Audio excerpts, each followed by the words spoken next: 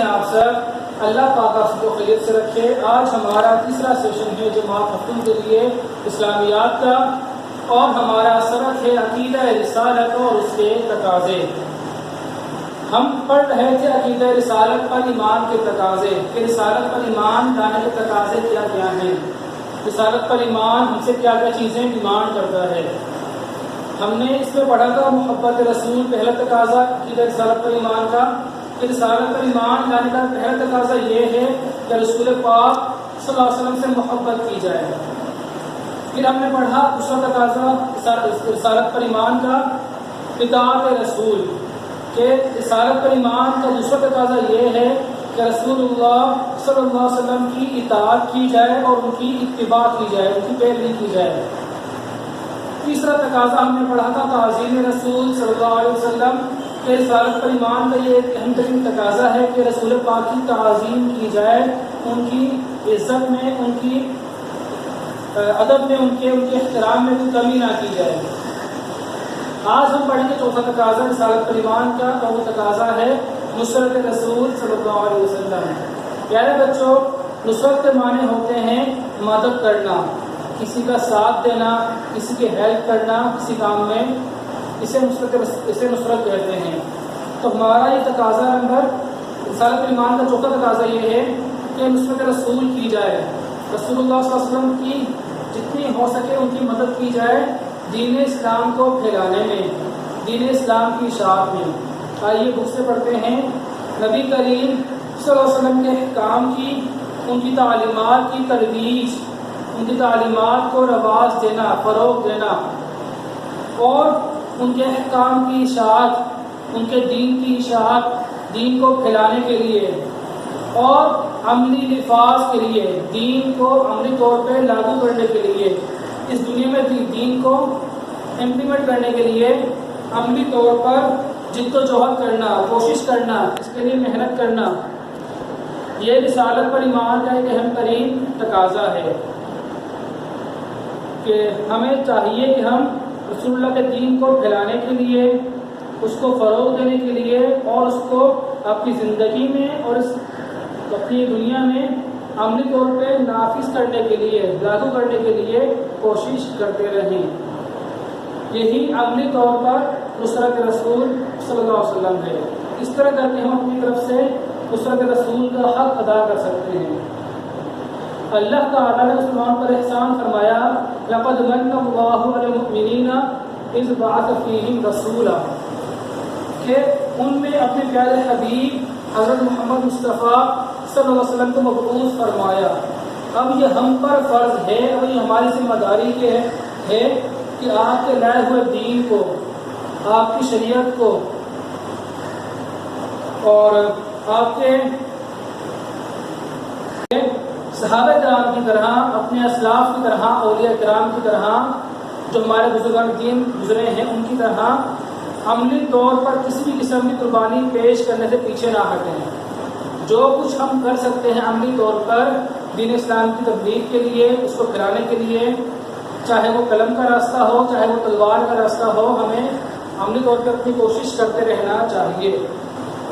رسالت پر صحیح ایمان کے حامل وہی لوگ ہیں جو رسالت کے تمام تقاضوں کو عمدہ طریقے سے پورا ادا کرتے ہیں، یعنی کہ رسول پاک پر صحیح ایمان ان کا تسلیم کیا جائے گا جو یہ چاروں تقاضے محبت رسول، اطاعت رسول، تعظیم رسول اور نصرت رسول پر صحیح طریقے سے عمل پیرا ہوں گے۔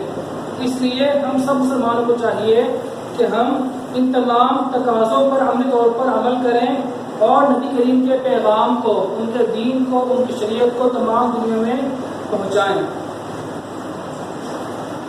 اگلے پیج پر چلیے، ہماری ہیڈنگ ہے ختم نبوت۔ ختم نبوت ہمارے ایمان کا، ہمارے عقیدے کا ایک اہم ترین حصہ ہے کہ نبوت پر اس میں تشریف لائے، اب ان کے بعد قیامت تک کوئی اور نبی نہیں آئے گا۔ ہر مسلمان پر فرض ہے کہ وہ رسالت کے تقاضوں کو پورا کرتے ہوئے حضرت محمد صلی اللہ علیہ وسلم کو اللہ تعالیٰ کا آخری نبی مانے، آخری رسول مانے، اور اس بات پر پورا یقین رکھے کہ قیامت تک کوئی اور نبی نہیں آ سکتا۔ آپ سے پہلے آنے والے نبی کسی ایک ملک، علاقے، ایک شہر، ایک قوم اور ایک مخصوص ٹائم پیریڈ کے لیے بھیجے جاتے تھے، جبکہ ہمارا نبی صلی اللہ علیہ وسلم کسی ایک قوم کے لیے، کسی ایک ملک کے لیے، کسی ایک قبیلے کے لیے، کسی ایک مخصوص ٹائم کے لیے دنیا میں نہیں بھیجے گئے، بلکہ آپ کا زمانہ سارے زمانے آپ کے لیے ہیں، آپ کی امت تمام جہان آپ کی امت ہے۔ آپ کے آنے سے لے کر قیامت تک جتنے بھی امتیں، جتنے بھی لوگ دنیا میں آئیں گے، جتنے بھی اقوام دنیا میں آئیں گی، سب آپ کے ہی ہیں۔ سب کے لیے یہ ضروری ہے کہ وہ آپ کو نبی مانیں، آپ پر ایمان لائیں، کیونکہ ہمارے نبی حضرت محمد مصطفیٰ صلی اللہ علیہ وسلم کو تمام دنیا کے لیے نبی بنا کر بھیجا گیا۔ اب قیامت تک آنے والے انسانوں کے لیے رہنمائی کا واحد ذریعہ آپ پر نازل ہونے والی کتاب قرآن مجید اور آپ کا اسوہ حسنہ ہے۔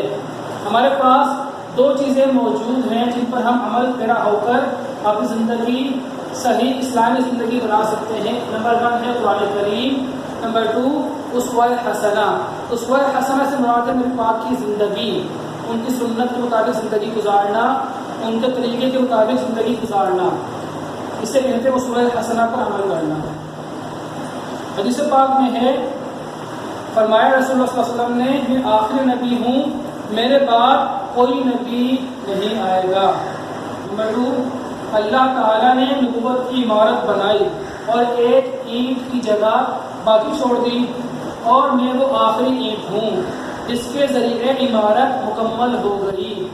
اس حدیث میں یہ بات کہی جا رہی ہے کہ جب نبوت کی عمارت مکمل ہو گئی، ہمارے نبی کے آنے سے وہ بلڈنگ، وہ عمارت مکمل ہو گئی، تو اب کسی اور نبی کے آنے کی ضرورت نہیں اور گنجائش نہیں ہے، اب قیامت تک کوئی اور نبی دنیا میں نہیں آ سکتا۔ نمبر 3 حدیث پاک میں ہے، اگر میرے بعد کوئی نبی ہوتا تو عمر ہو گئی، لیکن ان کے بعد کوئی نبی ہے ہی نہیں۔ نمبر 4، علی میرے لیے اس طرح ہیں جیسے موسیٰ علیہ السلام کے لیے ہارون علیہ السلام، مگر یہ کہ میرے بعد کوئی نبی نہیں آئے گا۔ لا نبی بعدی، ہمارے نبی صلی اللہ علیہ وسلم نے وضاحتاً فرما دیا، صراحتاً فرما دیا کہ میرے بعد کوئی نبی نہیں آ سکتا۔ اس لیے حضرت محمد صلی اللہ علیہ وسلم کو اللہ تعالیٰ کا آخری نبی تسلیم کرنا، ان کو آخری نبی ماننا، ان کی ختم نبوت پر ایمان رکھنا رسالت کا اہم ترین تقاضا ہے۔ تو پیارے بچوں، اگرچہ نبی کریم رؤوف الرحیم صلی اللہ علیہ وسلم پر نبوت کا سلسلہ ختم ہو چکا ہے، اب اور کوئی نبی نہیں آئے گا، لیکن انسانوں کی رہنمائی کے لیے اور انہیں سیدھی راہ پہ بلانے کے لیے یہ ذمہ داری دی دی گئی ہے علماء کرام کو۔ اب یہ ہمارے علماء کرام کی، ہماری امت کی، ہم سب کی ذمہ داری ہے کہ رسول پاک کے دین کو آگے پھیلائیں، آگے بڑھائیں۔ ارشاد فرمایا ہمارے نبی صلی اللہ علیہ وسلم نے، میرے بعد میری امت کے علماء قیامت کے دن تک بنی اسرائیل کے انبیاء کی طرح اپنی ذمہ داریاں نبھائیں گے۔